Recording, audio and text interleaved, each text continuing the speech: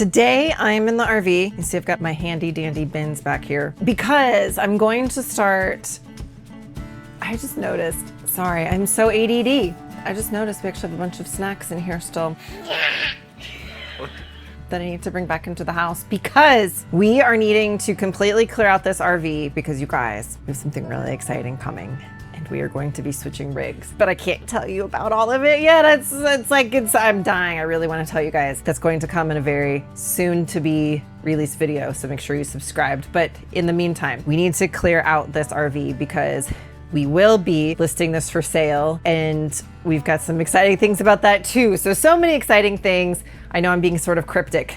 But here's the deal. As I'm clearing out the RV, I was really thinking about just this whole thing of RV living that we've been doing for the last several years. And I had some thoughts that I wanted to share with you guys because I just feel like that there is still a lot of lies and untruths that are being perpetuated out there, especially on YouTube, especially on social media, when it just comes to this whole thing called RV life, RV living, all of it, whether you're full-time, part-time. And so in this video, I'm just gonna kind of break down some of these things, some things that you do need to be aware of if you are going to enter into this thing called RV living at all, whether it's full-time, part-time, just so that you're going into it with eyes wide open, but also so that the RV dream doesn't become an RV nightmare. So why I'm starting to clear out the cupboard, we're going to talk and I'm going to share my thoughts with you regarding kind of the first thing that I see is kind of one of the lies that's just constantly perpetuated out there. All right, so first thing is this.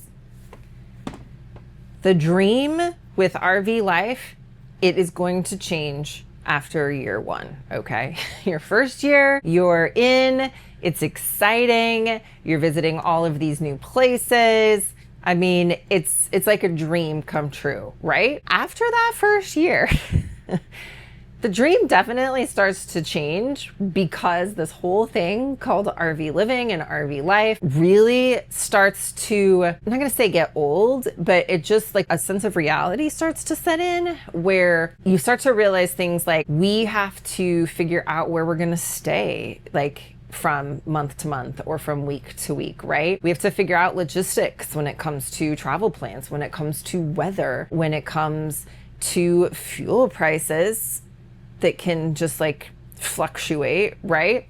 So that whole dream after the first year is going to change. It is going to look different. And a lot of people don't realize that. And then that kind of catches them by surprise when all of a sudden it's just not like maybe what they thought that it was. And it's trying to figure out how to explain it like well, right? It's not that, it's just that expectation management, right? Expectation management is everything when you first embark on this, and being able to manage those expectations going into it is going to help a lot from that fatigue that could potentially set in after that first year, because it's going to look different after you're at least 1 year in. Basically, the way I could probably sum it up in one sentence is that it's not that RV life isn't still good after that first year. It is still good. It just stops being as easy probably after that first year because you realize how much work that it really truly is.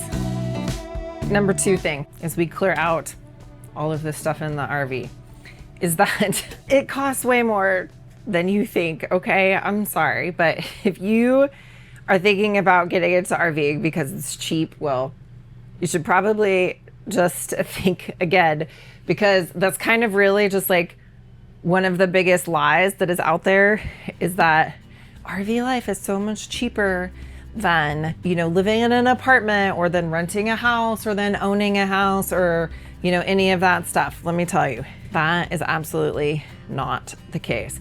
I mean, just recently, right? Have you guys seen the price of fuel? Our little trip that we just took, it was over budget on fuel because guess what? I didn't plan for diesel being over $5 a gallon, which is kind of what ended up happening as we were getting ready to come home. And that kind of thing can happen, let alone things like tires, things like maintenance, things like RVs will break. They will break, you guys, a lot more than stuff in a traditional sticks and bricks house, because every time that you go down the road, it's like a little earthquake that is happening in your RV. And then you have things like campground costs. I mean, you guys, it's not necessarily like less expensive. So if you're getting into RVing to save money, that's not a true picture of how this works. Now, if you're talking about you want to live in an RV stationary at a campground or a trailer park or something like that, I don't consider that necessarily RV life. If you're just going to live in your RV like stationary and then like that is the plan long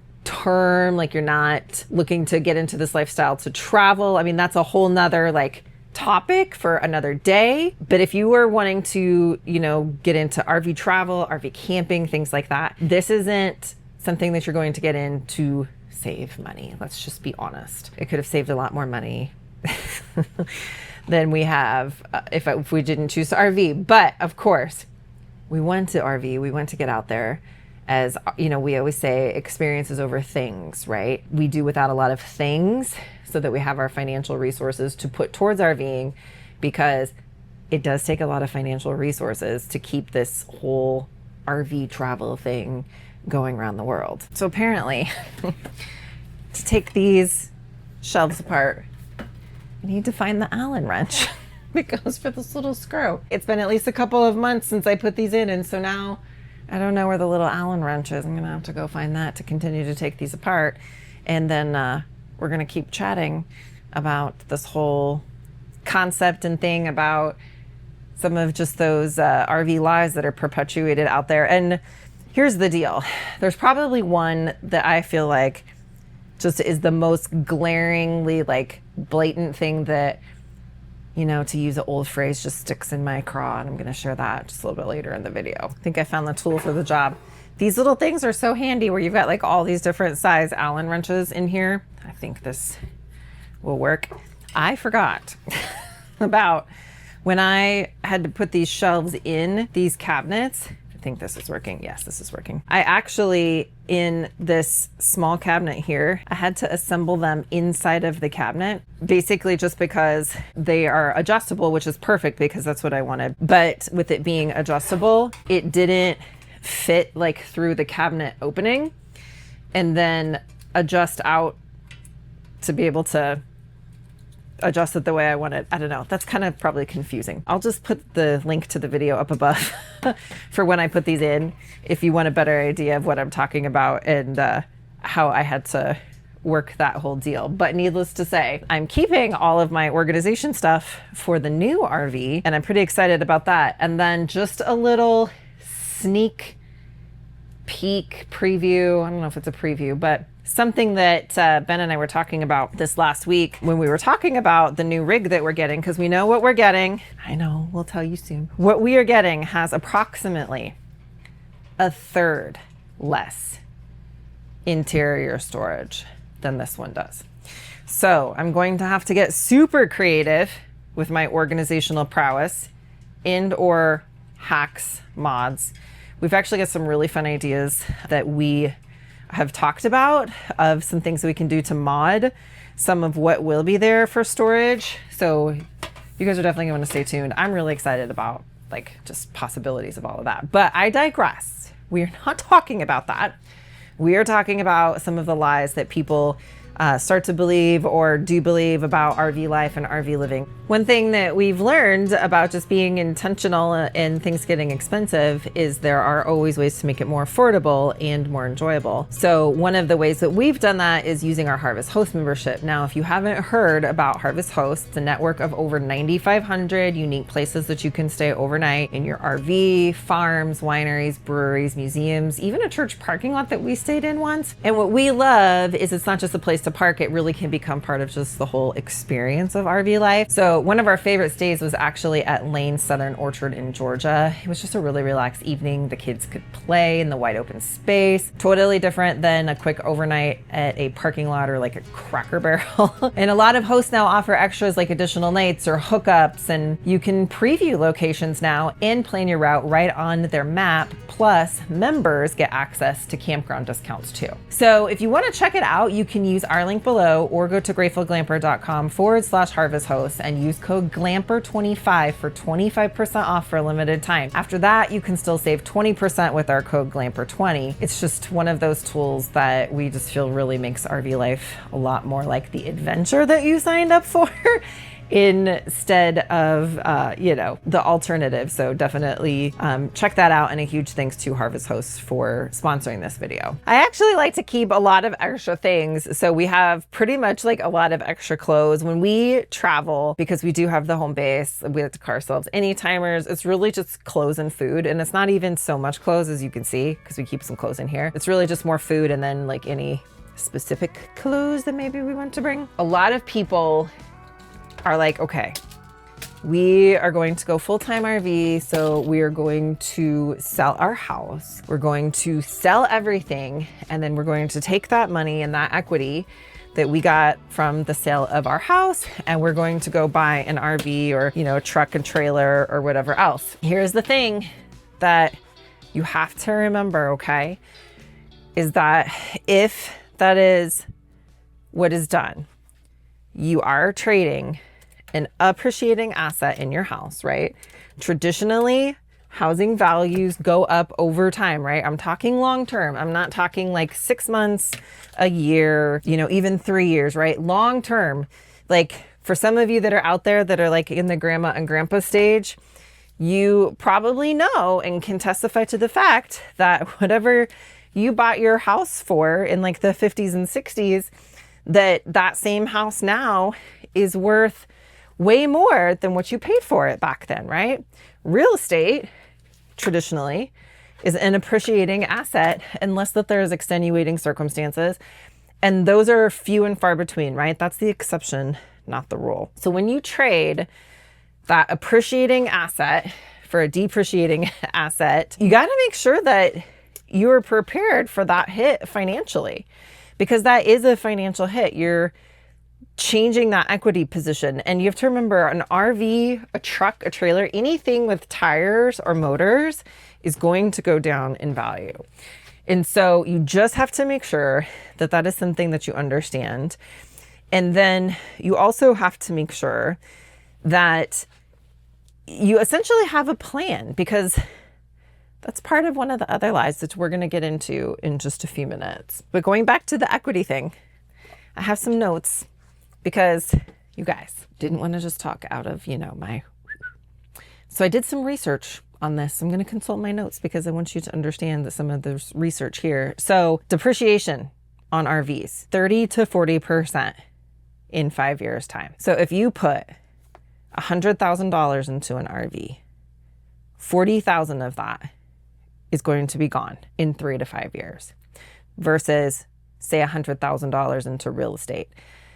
Now, even if real estate does say like go down a little 1 year versus another, it's very rarely a 30 to like 40% loss in that short of amount of time. And this is an actual loss. Like this isn't like sometimes it goes up, sometimes it goes down and it fluctuates, right? Like housing prices, real estate, like how that can fluctuate. No. This is like a loss, right? Obviously. So that's part of the reason that in the past, we've bought used RVs because of this whole thing called depreciation. And we just want to make sure that we're being smart about it, right? Like it's not that nobody should buy a new RV. That's definitely not what I'm saying here.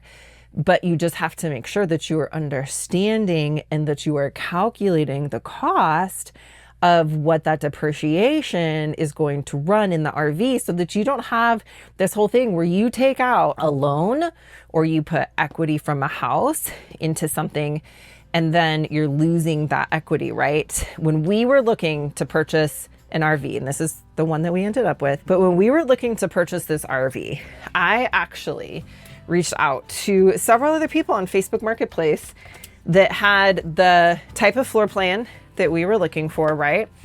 And RVs that were, a little bit newer than this RV was. One of them wasn't. That were, maybe just a few years newer than this one.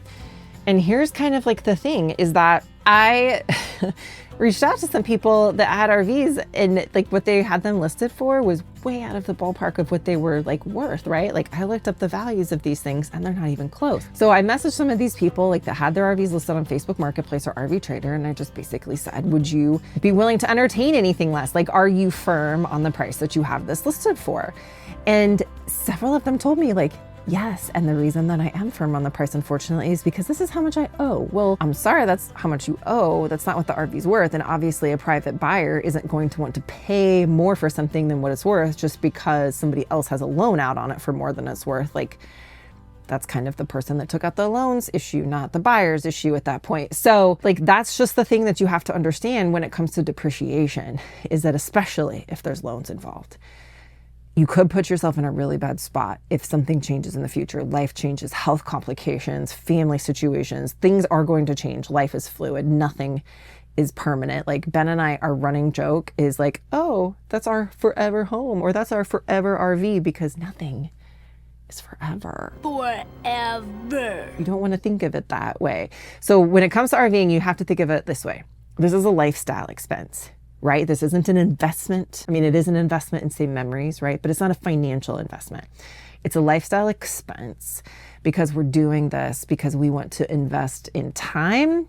We want to invest in memories with our kids and those that we love traveling with and hanging out with. We're not doing this because our RV is somehow going up in value and going to like make us money or something. And now I'm at a little bit of a conundrum because I have the clothes out of the closet.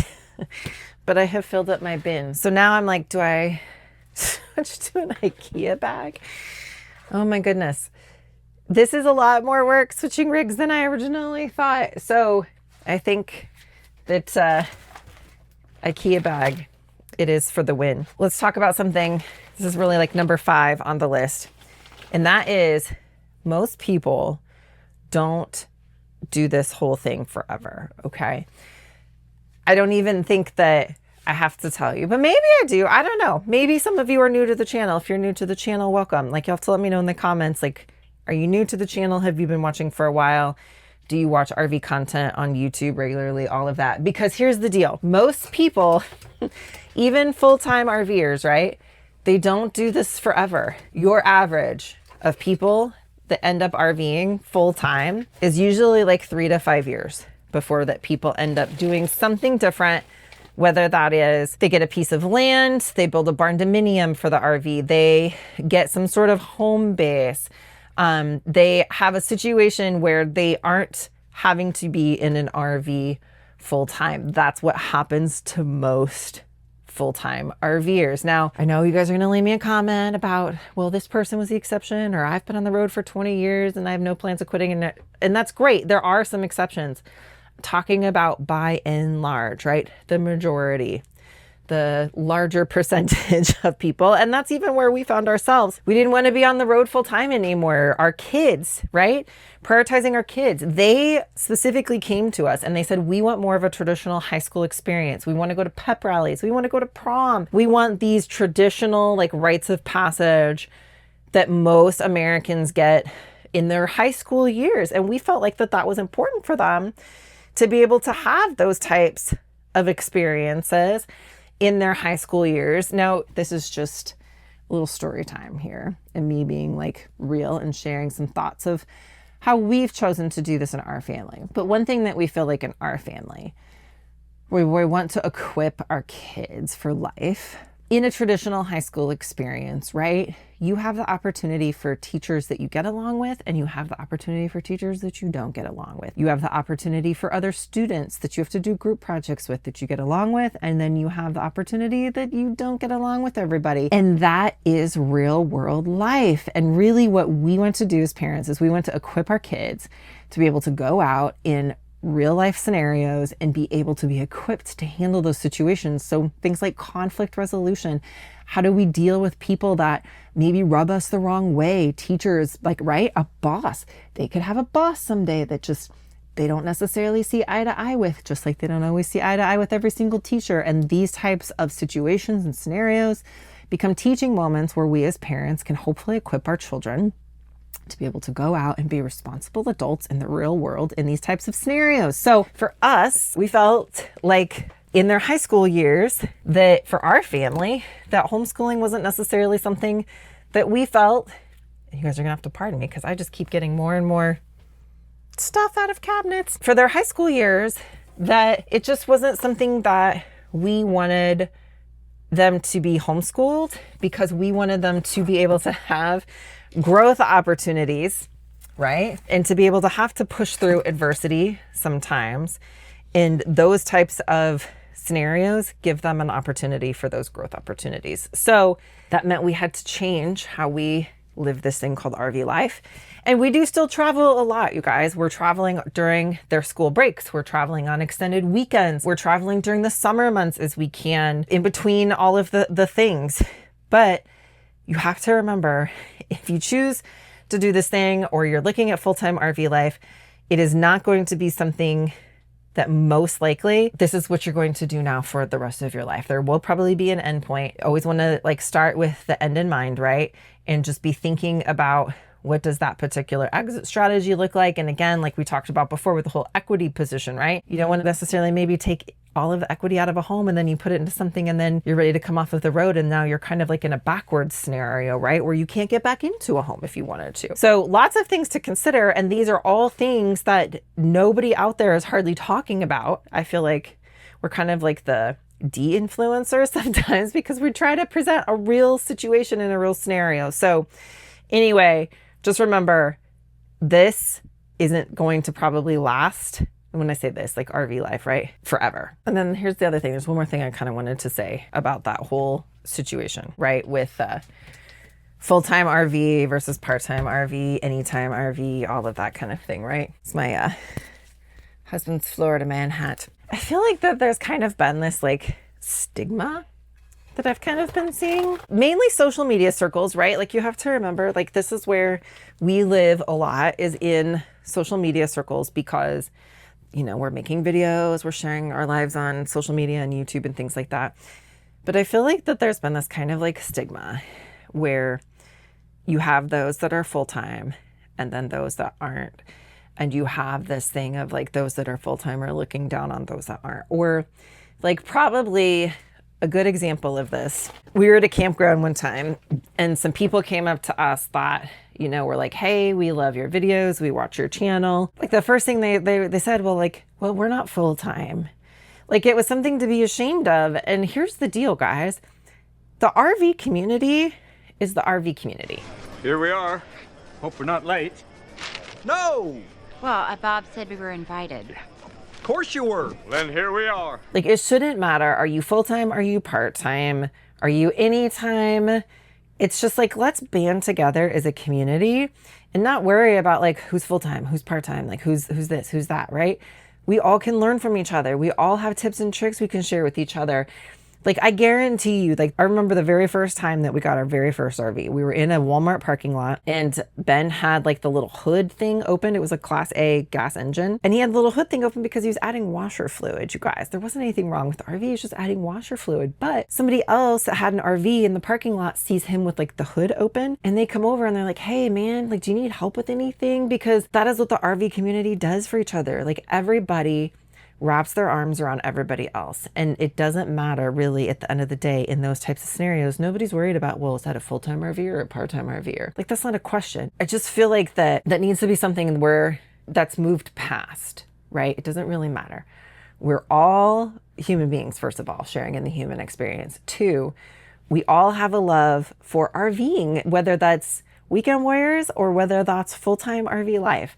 And so we can all come together as a community and we can all support each other regardless of what anyone's RV journey looks like. And being supportive versus judgmental, of course, that's the only way to be, in my opinion. Leave a comment. Let me know what your thoughts are on that whole scenario. It's just something that I've kind of seen on social media that is just, it's bothering me. So I'm going to talk about it because that's just kind of how we roll, is we just, we talk about things that maybe not everybody else talks about, but that's just what we do. I don't know. So let me know your thoughts. You guys, this is just the tip of the iceberg. There's so much more stuff. I shouldn't say more stuff in there, but there's some stuff in there. But what I'm really worried about, there's a lot more stuff that's under the bed. So Yeah, we're gonna have a lot to have to switch out of this rig into the next one. It's kind of bittersweet. Lie number 7 that I want to talk about, because this is like probably the one that bothers me the most. And it's just because where I see a lot of people are getting tripped up on this probably the most. And this is that, as I unload more cabinets. So I keep duplicates of everything. So again, like I said, literally when we RV, it's clothes and food. That's it. Because we want to be able to just get up and go. Okay, comparison. RV life, what you see on social media, is a highlight reel, you guys. It's a highlight reel. It's those, beautiful times where you've got your RV at a beach or mountain campground, you're boondocking in the Badlands. It's the drone shot that, everybody looks at with wanderlust. Nobody is posting when their daughter is coming into their room at midnight and saying, my toilet is broken and the little flapper is stuck open and now I have a hole straight into the black tank of my RV at midnight, right? Nobody is posting that. Nobody is posting when there is a rainstorm and they didn't have their awning tilted and the whole awning collapsed. Ask me how I know. So nobody's posting those moments, y'all. Oh, no. We're posting the highlight reels. And then the rest of us are comparing, why doesn't my life look like theirs, right? You guys have to remember, that was the highlight reel. That wasn't the reality of RV life. Because there's a lot of reality with RV life, okay? Let me just be the first to tell you, or maybe I'm not the first to tell you, and you probably have some stories of your own that y'all could put in the comments too about really, truly the realities of RV life. But you just have to remember that there are going to be those times. Like, there's been so many times on trips where Ben and I have literally kind of like looked at each other and we've thought like, what else could go wrong that's worse than what we've already experienced this trip kind of thing, just because things happen, right? You're moving down the road in a wobble box, and so it's gonna wobble and it's gonna fall apart. So just remember, when you are scrolling through the grams or on Facebook or watching those epic drone shots on YouTube or whatever, that again, that's a highlight reel. You're watching something that's edited, it's retouched, it's all of that. Very few people are actually posting the nitty-gritty realities. And so just remember, don't compare, because there's no comparison, right? I mean, I don't even know what further to say on that, other than we all tend to kind of fall into this comparison trap, and we will all probably have a lot better mental health if we remember that, yeah, reality just doesn't look like the highlight reel. Because reality is real. You understand what I'm saying? So that being said, remember, of course, RV life is incredible. It really, truly is incredible. I'm still emptying stuff out. Can be incredible. If it was like all bad, right? Obviously nobody would be doing it, us included, because like ain't nobody got time for something where it's just like one big headache. So it's incredible, but it's just not always comfortable. You just have to remember that. And sometimes the growth in our character is more important than being comfortable. So character over comfort.